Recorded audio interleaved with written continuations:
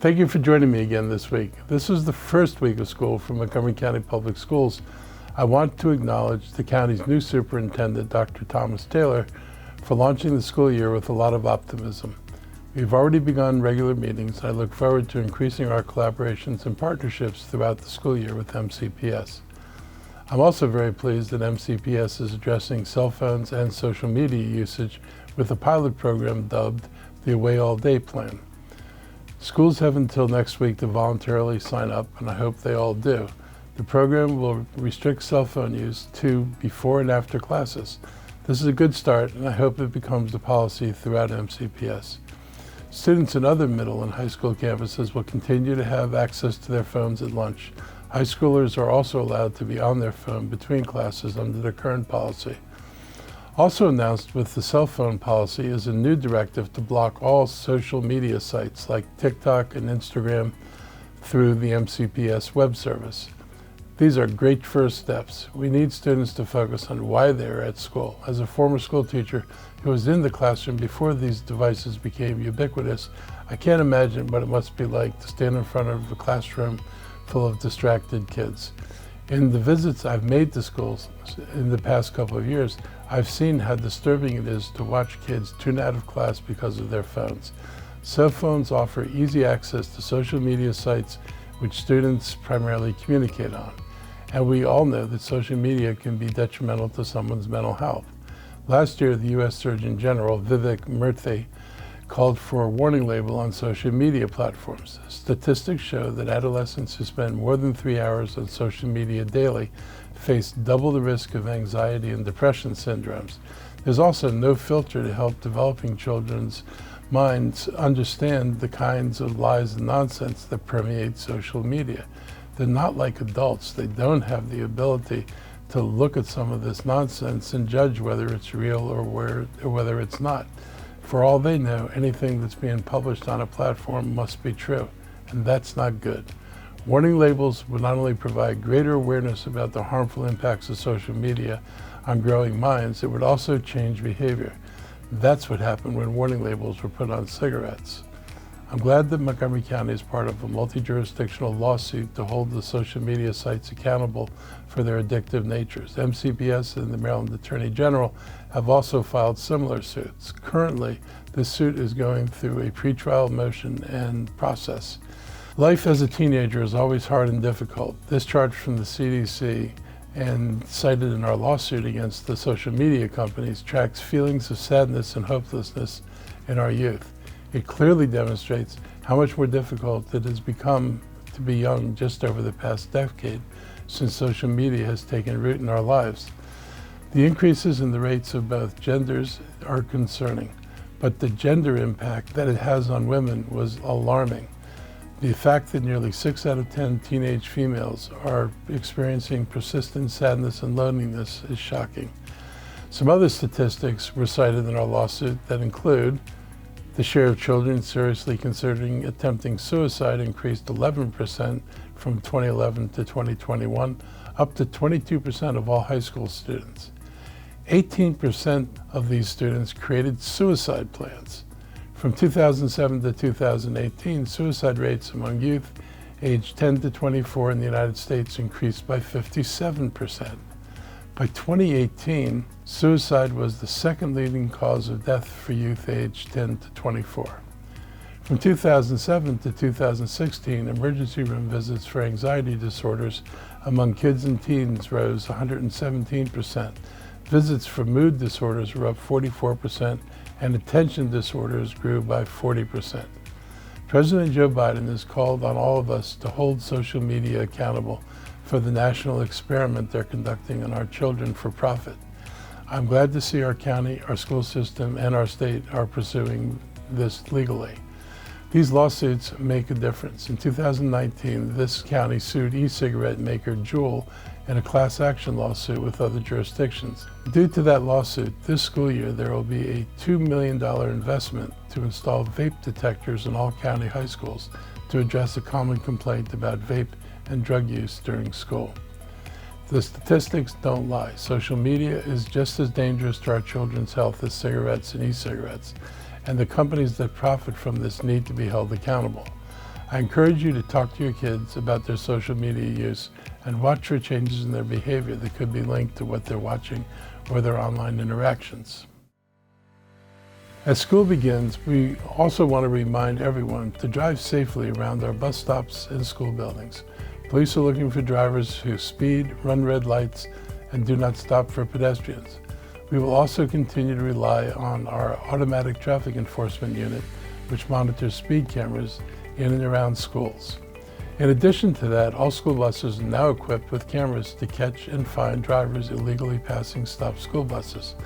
These tickets could result in fines and could cost violators up to 3 points on their driver's license. According to MCPD, there were more than 48,000 drivers captured by school bus cameras illegally passing the school bus last year. Our Department of Transportation has been helping to improve schools' traffic safety through extensive outreach and by developing the Safe Routes to School program. It reviews the school walk area for each MCPS school, with about 15 schools reviewed for safety improvements each year. This summer, safe crossing infrastructure such as crosswalks, median refuge islands, and curb ramps were added at Sally K. Ride, Judith Resnick, Pinecrest Elementary, Herbert Hoover, Earl B. Wood, and Francis Scott Key Middle Schools were also upgraded. I want to thank Dr. Taylor for helping to prioritize safety around our schools, saying MCPS will be providing, quote, a higher level of customer service, unquote, for those with transportation issues and manning a traffic transportation hotline for people who need additional information. That hotline number is 240-740-7790. I hope you use it if you have any school bus related questions. In different transportation news, this week 4 transit stations along the Red Line will be back open to the public. It's been a long wait for commuters who rely on trains coming through Glenmont, Wheaton, Forest Land, and Silver Spring. I want to thank everyone for their patience and the construction crews that have been working through the summer to meet the August 31st deadline to limit disruptions. The Tacoma station was also closed for 1 month for construction, but has since reopened. The closures allowed crews to build part of the new Purple Line mezzanine and to do rehab work on the Red Line. Thousands of feet of rail were replaced, lots of concrete was restored, and track signals replaced, among other improvements. I'm glad that this work is being completed on time, and I appreciate WMATA's efforts and partnership throughout this disruption to commuters and all those who count on the Red Line for transportation. We appreciate that the state decided to continue the bus-only lanes. These are only 7 miles of state road in the county to evaluate the impact now that the bus metro stations have reopened. The pilot program will be extended through at least December thanks to an agreement with the Maryland Department of Transportation and WMATA. So on the COVID front, vaccines are the cornerstone of COVID-19 prevention, and so I'm very happy to learn that very soon new vaccines will be available. Last week, the FDA approved and granted emergency use authorization for new COVID vaccines that correspond to the KP2 strain. The rule of thumb this time is that if you've not had a vaccination within the last 2 months, then you should go ahead and get an updated shot. COVID-19 vaccines should be as annual as a flu shot to arm yourself with the best protection.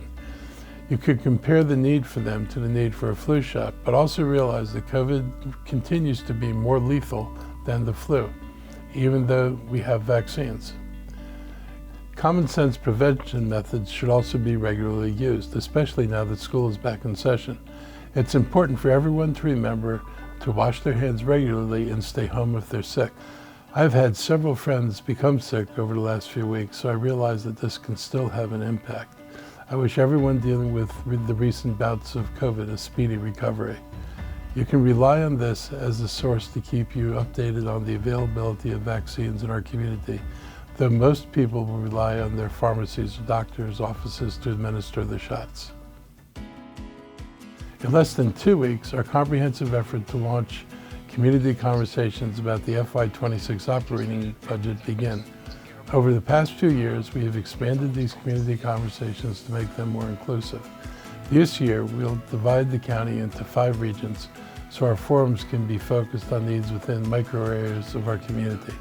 We will also hold budget forums for the African and Caribbean diaspora, older adults, the Black community, Chinese speakers, and 2 Spanish language sessions. These conversations about the budget are important to understand how we will build our operating budget and determine community needs. They involve local business owners, county and public safety officials, nonprofit partners, residents, and stakeholders from all walks of life. We'll discuss the current state of Montgomery County services, resources, and opportunities, and seek your input on how we can advance this work in the next budget year. Public participation is vital as we scrutinize spending and delve into community essentials. The first meeting will be Monday, September 9th at the White Oak Community Center. It will be followed by a Mid-County Forum Monday, September 16th in Layhill. The meetings will continue through November. They'll all be televised live on County Cable Montgomery. On Monday, we stopped honor workers throughout the nation for Labor Day. Labor Day celebrates the incredible contributions labor unions and everyday Americans have made to our county and our country, promoting fair wages and safe workplaces. I specifically want to acknowledge and thank Montgomery County's government workforce for their service, care, and professionalism in serving our residents. And I want to appreciate the collaboration and partnership we have with our labor unions who represent many of our workers. I'm proud of that. With the support of our labor unions, Montgomery County leads the state and are one of the highest in the nation in terms of minimum wage. With the costs on the rise and rent still a struggle for too many families, it's time to once again look at elevating the minimum wage that we pay workers. The advantage of having strong unions is that they've helped countless families move into the middle class.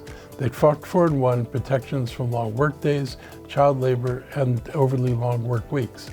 Many families benefit from health care protections and pensions that can be attributed to the work of unions. Unions have made life better, not just here, but around the world.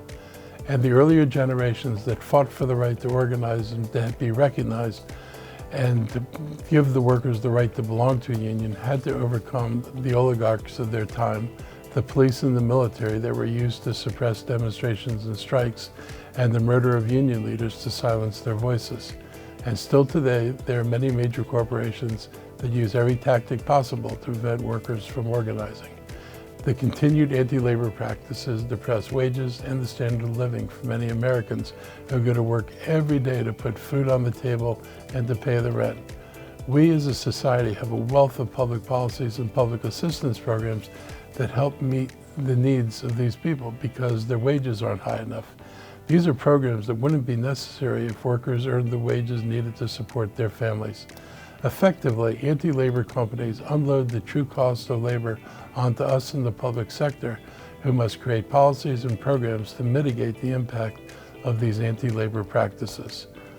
On Labor Day, we celebrate the dedication to building a society where more people share in the wealth created by labor. I grew up with parents who reminded me regularly that you could stack all the gold in the country at the entrance of a coal mine, and not an ounce of coal will come out of that mine without the human labor, the miners who dig it out. That's a wrap for today. I hope you have a great week, and I'll be back again with you soon.